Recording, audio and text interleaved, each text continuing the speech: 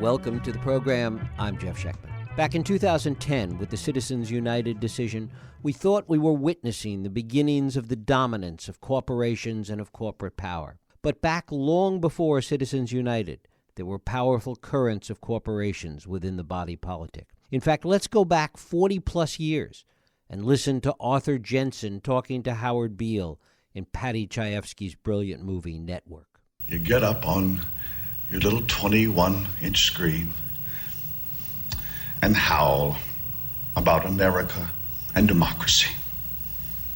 There is no America. There is no democracy. There is only IBM and ITT and AT&T and DuPont, Dow, Union Carbide, and Exxon. Those are the nations of the world today. What do you think the Russians talk about in their councils of state? Karl Marx? They get out their linear programming charts, statistical decision theories, Minimax solutions, and compute the price-cost probabilities of their transactions and investments, just like we do. We no longer live in a world of nations and ideologies, Mr. Beale. The world is a college of corporations, inexorably determined by the immutable bylaws of business. The world is a business, Mr. Beale. Today, add to all of this globalization, technology, artificial intelligence, the power of lobbying, and so much money in politics, and the stew becomes even more powerful. We're going to talk about this today with my guest, Gordon Lafer. Gordon Lafer is Associate Professor at the Labor Education and Research Center at the University of Oregon. He has served as Senior Policy Advisor for the U.S. Congress and has testified as an expert witness before multiple state legislatures. His new book is The 1% Solution, How Corporations Are Remaking America One State at a Time. Gordon Lafer, thanks so much for joining us. Thanks for having me. It's good to be here. It's great to have you here. Clearly, this is not an issue that's a new issue, not one that even begins with Citizens United, but the power of corporations in politics and in so many aspects of our lives is one that we've been dealing with for a long time. Yeah, I hadn't heard that clip from Network in a long time, but absolutely right. I mean, the corporations have been powerful, and the rich try to make themselves richer and other people poorer. That's not news.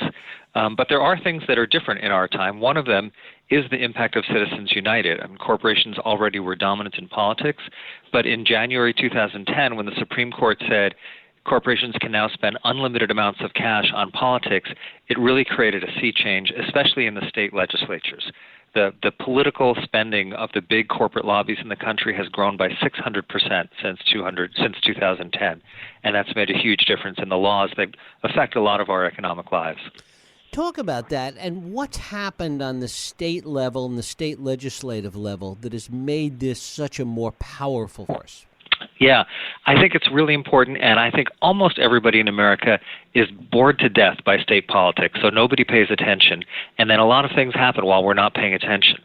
The corporate organization that does the most to coordinate corporate politics at the state level is called the American Legislative Exchange Council, or ALEC. ALEC is made up of several hundred of the biggest corporations in the country, some including those named in Network as being the giants in the 1970s, Dow Chemical, IBM, General Motors, and a lot of companies that we all know, Facebook, Amazon, Microsoft, McDonald's, Coca-Cola. So the way ALEC works is that 1/4 of all state legislators in America are members. They just pay $50 a year in dues. The corporations pay all the rest of the expenses. They meet several times a year in fancy resorts, and they sit in committees that are made up half of elected legislators and half of corporate lobbyists, and they write bills together. All the bills have to be approved by a corporate board, and then those bills get introduced in cookie-cutter fashion in state after state around the country. And then the same companies that write the laws give money to those candidates' campaigns, spend their own money on internet, radio, TV ads, and also spend money hiring people to be, write op-eds and be experts on TV or in the news to promote their policies. So it's a very well-funded, very smart 50-state agenda to change the rules of the economy. And what impact has it had? What are the areas that so much of this effort has gone into? Almost everything, I would say almost everything, especially that affects the 2/3 of Americans who are in jobs that don't require college degrees. So that means a lot of anti-union laws, both doing away with public sector unions, undermining private sector unions through so-called right-to-work laws, lowering wages in the construction industry, but a lot of things that have nothing to do with unions, lowering the minimum wage, lowering the wage for waiters and waitresses, increasing the hours that teenagers can work in order to substitute teenagers for adult labor, making it harder to sue over race and sex discrimination, making it harder to recover wages that are stolen out of your paycheck, making it harder to collect unemployment insurance. When you have unlimited money, you can be very ambitious, and in all these nooks and crannies of economic regulation that most people are too bored by to pay attention to, they've been at work, and you only see it when your own personal life runs into one of those situations, and then you're suddenly like, how come I don't qualify for unemployment insurance, or how come my wage is lower than it's supposed to be? But it has tremendous effect. ALEC estimates that it passes 200 bills a year around the country of bills that were written by corporate lobbyists. And does it matter whether we're talking about red states, blue states, etc.? It matters a lot. I mean, I don't want to make this, it's not entirely a partisan issue, and it's certainly not like Democrats have been God's gift to working people, so I don't want to pretend that it's just partisan. But in general, the places where the laws that are most aggressive in promoting the economic interests of the elite at the expense of other people have been in states where Republicans control all branches of state government, meaning both houses of the legislature and the governor's office. Which is, in fact, the majority of states. Well, it is, and that itself is partly a result of corporate activism. Just a couple of months after Citizens United was passed in early 2010, the U.S. Chamber of Commerce helped create a new initiative called Project Red Map. The goal of that was to raise corporate money in order to flip state legislatures in the fall of 2010 into all Republican control. And there were 11 states that year that newly became entirely Republican-controlled, including Wisconsin, Michigan, Indiana, Ohio. And what we see in the states, one of the places where you can see how corporate power is so powerful at the state level is in almost all of those states.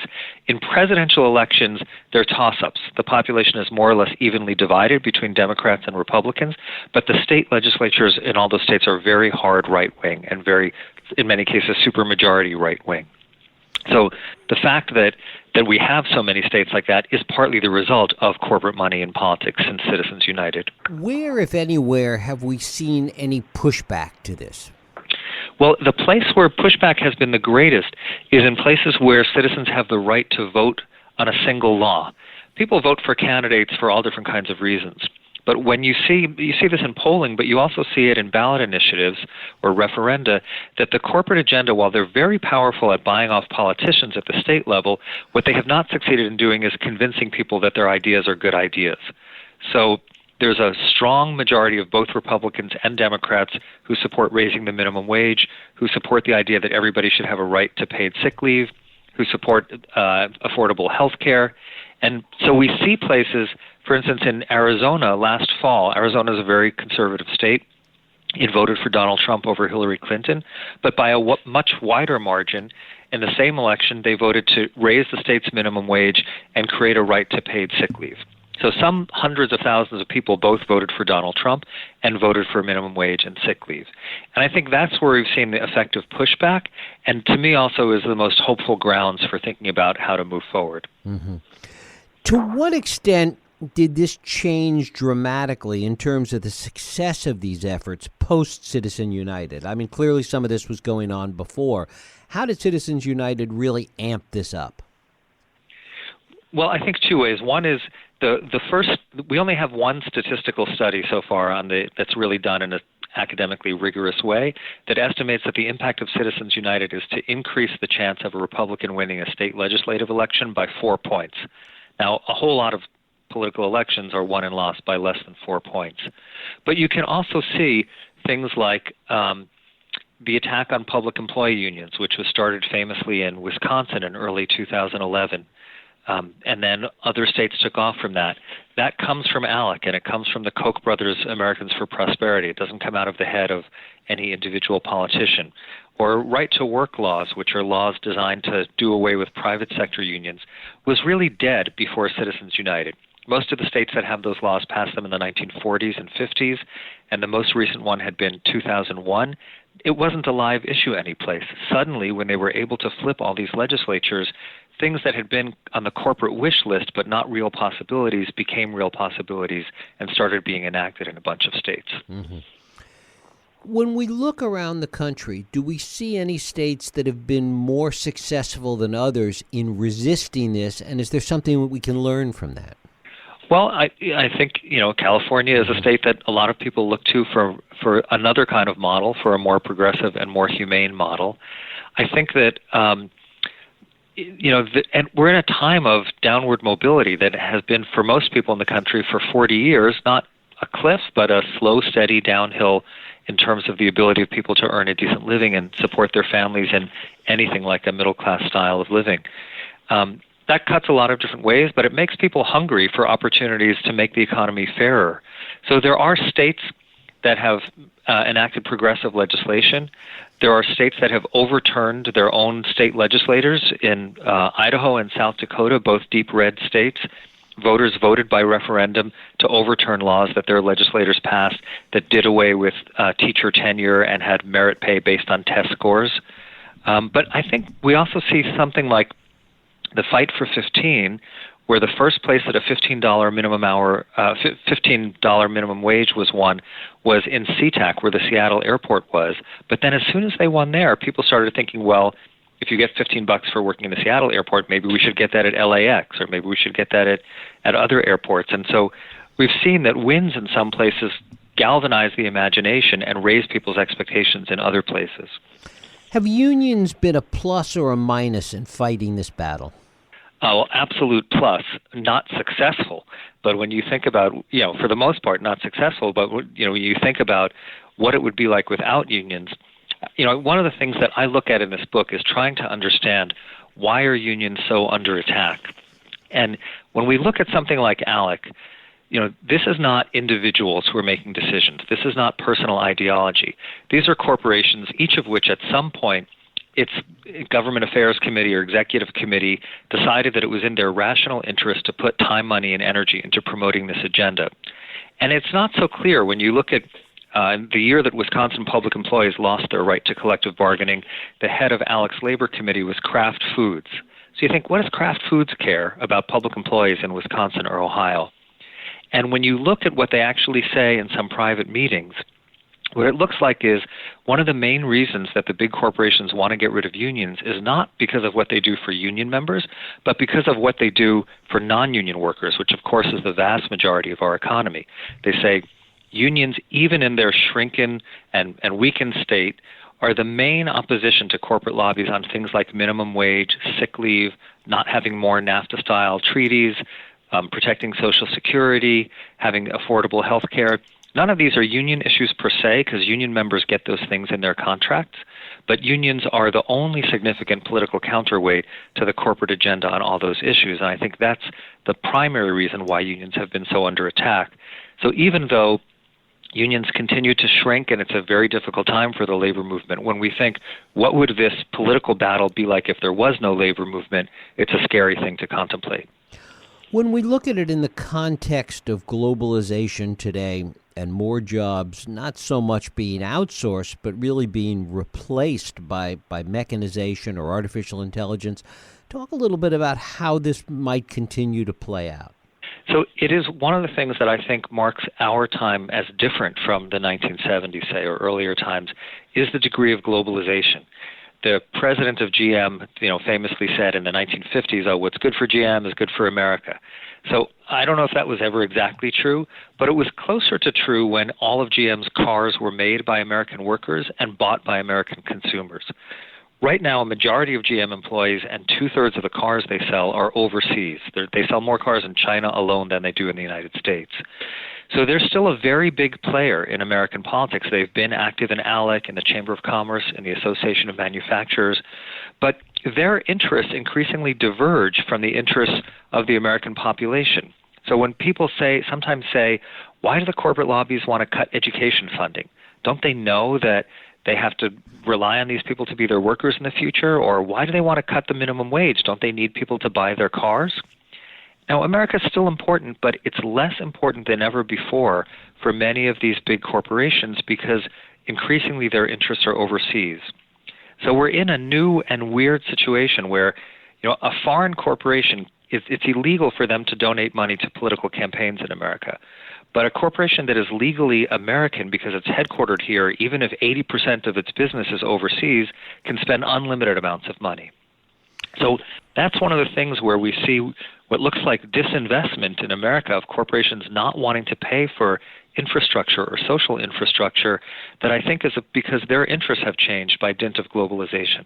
Is there then a plus in looking at this, although this is, as you say, where so many of the attacks have taken place, but a need to look at this on a more local or at least on a statewide level in terms of addressing some of these issues? Because certainly from a globalization point of view, that genie is not going back in the bottle. That's right. And I wouldn't look to the federal government right now as a great source of hope. And the federal government, even in good times, tends to pass a very small number of significant laws in any 2-year period, whereas the states pass a ton, partly because there's no filibuster in the states. I think you're absolutely right that the opportunity to move forward lies a lot in local action at the state level and also at the local level. I mean, some of the most important initiatives started as city initiatives in San Francisco, raising the minimum wage, the right to paid sick leave, I think first started as only in the city of San Francisco. And then it turned out to be okay. It didn't cost jobs. It didn't make businesses go out of business. And other places started saying, look, it worked there. Let's do it here. And then states started adopting it. So I think it's crucially important to be active at that level. And what is the impact when you look at that level? To what extent do you see the power and impact of money and economic influence from corporations? Well, it's always a battle between people and money. I mean, the progressive side of things is not going to outspend the corporate lobbies, even if they're sometimes sympathetic billionaires who throw money in. In general, there's just much more money on the other side. But there's a lot of popular support for these things. So, we have seen money coming in more, especially to school board elections, because there's a lot of money to be made in privatizing schools and in the technology to be made in privatizing schools. So we've seen Wall Street interests putting in money in city elections or even school board elections that didn't used to be true. I think this makes local level organizing all the more important because that side is not going to be outdone by somebody outspending them in ads, but in many cases they have been outdone by being out-organized on the ground. Does organization still make a significant difference today, particularly with younger voters that tend not to participate in that kind of organization? I don't have any data. I try not to say things that I don't actually have numbers on, but I think that we have seen places where organizing has worked, and not just organizing in the sense of online activism, but actually people meeting each other, people forming, real human organizations on the ground. It feels very slow and very local, but a lot of things have been won that way. Talk a little bit about Citizens United and the ways in which arguably even some of that hasn't been tested entirely yet, that there's potentially even more danger there. It's made a huge change in state and local politics. Legally, Citizens United said, that both corporations and labor unions can spend unlimited money on politics, but there's no union that I know of that was sitting on a big pile of cash that was just waiting for a legal okay to be spent on politics, but corporations were. And of course, there's just the Fortune 500 alone has revenues that are 350 times the size of the entire national labor movement. So it's a very unequal contest. So Citizens United has unleashed all of that money. We've also seen a privatization of politics itself, not just spending on things, but you see both organizations like Karl Rove's and the Koch brothers, which are all based on having huge amounts of money that can be raised from private corporations and spent secretly, that is doing things that only parties used to do. They're recruiting and training candidates. They're training field organizers in the staff. They're doing their own polling. They have their own electronic voter file, which usually is kind of the backbone of any political party, things that not very long ago only the Republican or Democratic Party could do. Now, the budget of the corporate lobbies is larger than either the National Republican or Democratic Party, And so we're seeing things move in a direction that is not only more money being given to candidates, but more of a question of who really controls who the candidates are and what they do in office, shifting from party to private hands. It's interesting because you see it as kind of an extension of the disruption that we see in so many other sectors of the economy. Yes, I guess it does look like that, and it is disruption in some kind, although it's also highly coordinated. It's not disruption of the kind of saying, we want 1,000 little local startups to get working on politics. That's not what's happening. It's very high level of coordination through very big corporations. And I would say, another thing that has happened at the state level as a result of Citizens United is that redistricting and gerrymandering of districts is even more intense at the state level than the federal level. And that affects not just who's in office, but what kind of pressures they're under when they're in office. When most Republicans, just to talk about that party, are running in districts where there's no real chance of a Democrat ever winning, and it makes the primary election be the real election. The threat of being primaried from the right is a very realistic threat. And we've seen that threat be used in places like Michigan, when Michigan's right-to-work law was passed, which is the law that destroys private sector unions. The Senate Majority Leader was a pro-labor moderate Republican who was opposed to that law, and he got taken into a back room with a bunch of big money donors who essentially told him, if you don't do what we say, this is going to be your last term in office because we can pull money from you and give it to your opponent, and nobody's really paying attention to state politics. So even in a big state, you can often buy state legislative races for $50,000 or $100,000, which means the private interests have increasing power because of this over being able to control what people do in office, even when the politicians disagree with the principle. Does this leave you totally pessimistic about where this is all going?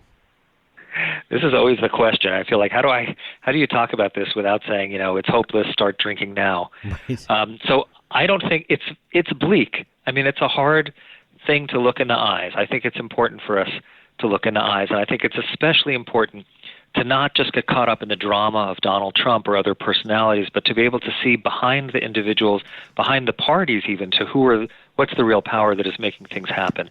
But I don't think it's all bleak. And the reason I don't is because when you look at public opinion, there's a very strong, and this is part of what I said before, a majority of people in America say to pollsters that we should redistribute wealth through heavy taxes on the rich.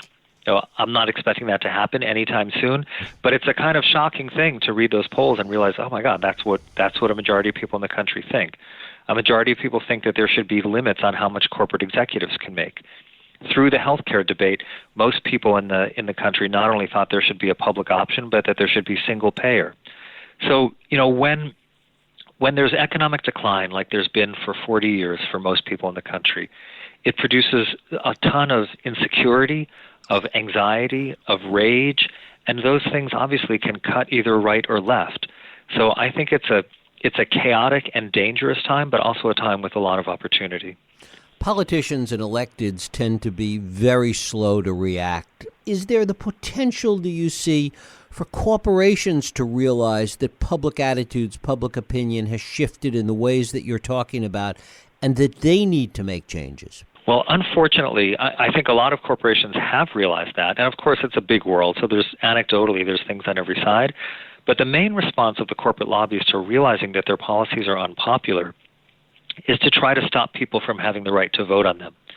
So a big initiative of the corporate lobbies is to use their influence over state legislators to pass laws at the state level that make it illegal for any city or county within the state to do things like what San Francisco did or what Portland did and say, we're going to vote, whether it's the city council or citizen referendum, to have a higher minimum wage or a living wage or a right to sick leave or regulate plastic bags or regulate fracking. They're pushing legislation and have passed it in a number of states that say, we're going to take away your right to vote on those things. And in this way, I think that, their economic agenda has led to a political agenda which involves shrinking the scope of democracy so that you may still have fair elections, but the things that are important to them, they're trying to place in a category to say, this you don't get to vote about. So I don't think we should wait to think there's going to be a kind of moral awakening among the corporate executives, or they're going to make their calculations differently, and that change needs to come from below. Gordon Lafer. The book is The 1% Solution, How Corporations Are Remaking America One State at a Time. Gordon, I thank you so much for spending time with us. Thanks for having me on. Thank you.